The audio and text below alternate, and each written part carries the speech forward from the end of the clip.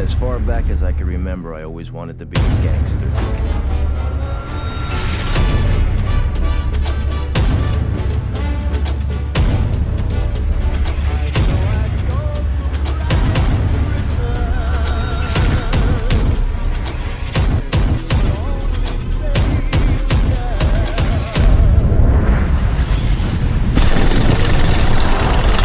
Good fellas, wise guys.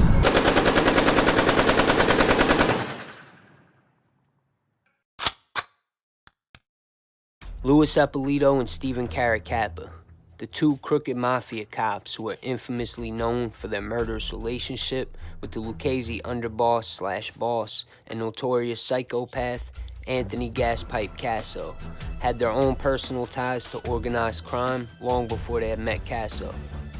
Eppolito's father was a Gambino soldier and enforcer who went by the name Ralph "Fat the Gangster" Eppolito, and his uncle James "Jimmy the Clam" Eppolito was a captain for the Gambino family who ran a gambling racket as well as other rackets and was said to have once had close ties with Carmine Lombardozzi, aka the Doctor, and once had worked under the Gambino family boss Carlo Gambino. Eppolito's uncle, James Eppolito, who also made his son James Jr. a member of the crime family, were both gunned down while sitting in their car in Brooklyn by an unknown gunman, but eventually agents would be able to link the hit to the infamous Gambino family murder machine, Roy DeMeo, along with the help of his notorious DeMeo crew. Steve Caracappa was a childhood friend of Paul Castellano's driver and bodyguard Thomas Bellotti, who was gunned down with Big Paul by an 8-man hit squad sent by John Gotti in 1985. It's said because of the death of his friend Bellotti, that's ironically in part what motivated him to help organize the NYPD Organized Crime Homicide Unit in the 1980s. But according to articles online, it wasn't exactly a secret amongst fellow officers at the NYPD that the two men had connections to Cosa Nostra. A retired NYPD officer and former head of the Organized Crime Task Force had strong suspicions about both of the men and even stopped Caracappa from joining up with the OC Task Force, and says there were many red flags that the two cops were getting their hands dirty, but consequences never came about until years later. But in one instance in 1984, the FBI recovered official police documents last signed out of a police precinct records log by Eppolito in a New Jersey home of Carlo Gambino's cousin, Rosario Gambino. It turned out Rosario Gambino and Eppolito were friends and for many years would frequently meet together at a Coney Island cafe. Police lifted Eppolito's fingerprints from the pages of the file that the pages found were photocopied from. Because of these findings, the NYPD suspended Eppolito without pay, but was ultimately cleared by the department trial commissioner, Hugh Moe, who stated Eppolito was one of the finest in the police department and called him an unfortunate victim of circumstance. Hugh Moe even shouted out Eppolito to the New York Daily News, who labeled Eppolito the 11th most decorated officer in New York City. Eppolito would go on to tell a newspaper reporter, quote, "Nothing short of clearing my name could replace the tears my family cries over this," after receiving $11,000 in back pay upon returning to his job as detective. The police department had knowledge of some of Caracappa and Eppolito's dirty work since 1994, when Anthony Gaspipe Casso joined Team America and started cooperating with the FBI.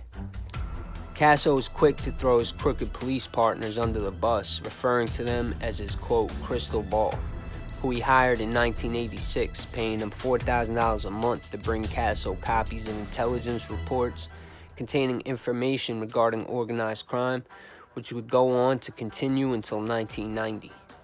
Although Casso brought this information to light in 1994, agents weren't able to corroborate his story, and no charges were ever pursued, especially after Casso was kicked out of the Witness Protection Program after continuously violating the terms of his cooperation agreement. But a decade later, another witness who was a member of the Lucchese family named Burton Kaplan would come forward. Kaplan was a New York garment dealer and at one time masterminded a $10 million a year marijuana ring. and claims to have been the man used by Casso to make the payments to the two dirty cops and pass the information along back to Casso. According to Kaplan, who was 71 years old at the time, Casso had him pay the mob cops about $375,000 in all, including larger lump sum payments for any hits the pair took care of for Casso. Kaplan would go on to claim Casso hired the mob cops for 8 separate hits. According to the information Kaplan provided to the DEA when he came forward, the first hit assigned to Eppolito and Caracappa was ordered by Kaplan himself. An Israeli diamond dealer from Long Island named Israel Greenwald, who Kaplan suspected was going to flip, was pulled over in a fake traffic stop by the two cops, along with Eppolito's cousin and Kaplan's friend Frank Santoro Jr. The detectives put Greenwald in the car and drove him to an auto body shop, where they would put a bag over his head before Santoro shot Greenwald in the head, and all 3 men proceeded to bury his body underneath the garage's concrete floor. Police would recover Greenwald's skeleton 19 years after the hit, following Kaplan's cooperation and the arrest of the 2 mob cops. According to articles online, a contract to take out Sammy the Bull Gravano was promised to the mob cops by John Gotti's brother Peter Gotti after Gravano turned government witness, but the hit was put off after Gravano's Arizona arrest in 2003, where Sammy the Bull was convicted for an ecstasy ring and sentenced to 20 years in prison. Casso was also said to have paid the mob cops $70,000 in cash to whack Gambino captain Eddie Lino, an extra $5,000 from the originally agreed upon $65,000 contract. It has long been believed that on top of the Casso wanting Lino dead for his own personal reasons in his attempt to overthrow the Gambino crime family, that Caracappa also wanted the hit, in part for his own revenge for Lino's part in the hit that took out his friend Thomas Bellotti in the Castellano hit. According to Kaplan, when the cops pulled Lino over, they asked him his name and told him to look at the floor, and while he was looking down, Caracappa squeezed the trigger. In another case, after the mob cops demanded more money from Casso to hit another man named Nick Guido, Casso decided he would do it himself and wound up killing an innocent man who shared the same last name as the intended target, who Eppolito had got the files on. Kaplan later testified that the cops had got linked to Casso through Frank Santoro Jr., a Gambino member who did prison time with Kaplan, when Casso told Kaplan to get in touch with Santoro and use his cousin Louis Eppolito to get access to their police database and get information on the person who made a hit attempt on Casso's life. Casso told Kaplan to see if the cops would make a false arrest on the guy and deliver him to Casso to be interrogated. The cops delivered a manila envelope with names, addresses, and photos, one of which included a man named Jimmy Hydra, who Casso recognized as a shooter. And after receiving word who it was, Eppolito and Caracappa also pulled Hydel's car over, where they forced him into the trunk of a stolen car at gunpoint. After Hydel wouldn't stop screaming and banging on the inside of the trunk, Santoro got out and punched him in the face a few times to quiet him up. The 3 men then drove the car to a Brooklyn Toys R Us, where they handed the keys over to Casso.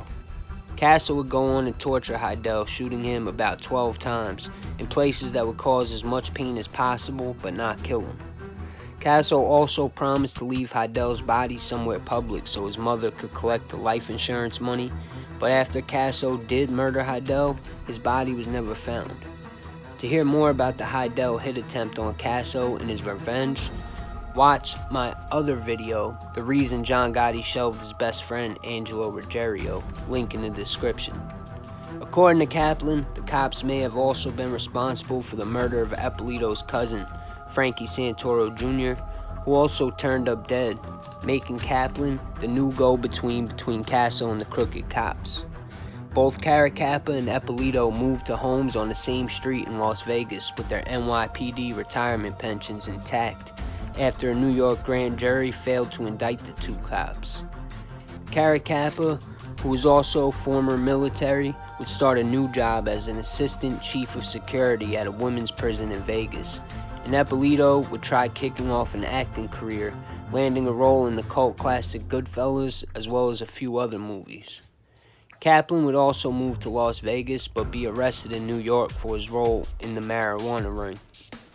The case against the two crooked cops eventually went cold, but would pick back up in 2003 after Detective Tommy Dades found new leads on both of the men, and when the mother of Jimmy Hydra, Betty Hydra, came forward stating that Caracappa and Eppolito were at her house the day Hydra was abducted, searching her home, where they found an address linking Hydra to a place in Bay Ridge. Along with Betty Hydra's statement, Dades linked a computer search with Casso's innocent victim, Nick Guido, to the dirty cops. And along with Kaplan's testimony, police were finally able to stick charges to the dirty duo in 2005, where they were picked up in Las Vegas and brought back to face charges dating back to the 1980s, including 8 counts of murder, conspiracy to commit murder, racketeering, extortion, obstruction of justice, illegal gambling, and narcotics dealing.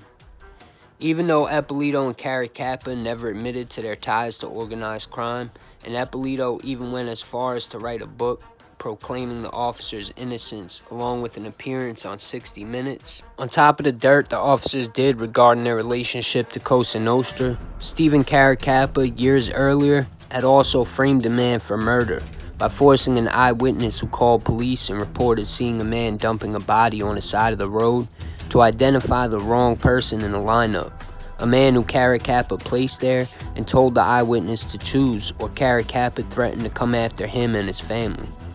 A jury would find the two crooked cops guilty in 2006, and in 2009, they would be sentenced to life in prison.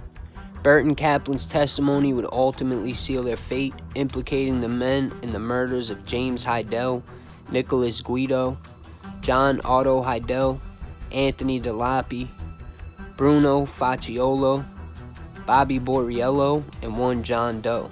The city of New York would be forced to pay the victims over $18 million in lawsuits on behalf of the NYPD because of Caracappa's and Eppolito's disregard for their responsibility as police officers to serve and protect. Louis Eppolito received a life plus 90-year sentence at United States Penitentiary Tucson and would die in Tucson Hospital while still in federal custody on November 3, 2019. His cause of death has never been disclosed. And Stephen Caracappa would be sentenced to life plus 80 years at USP Coleman, Florida, but would be transferred to North Carolina Federal Prison. Stephen Caracappa would die of cancer on April 8, 2017.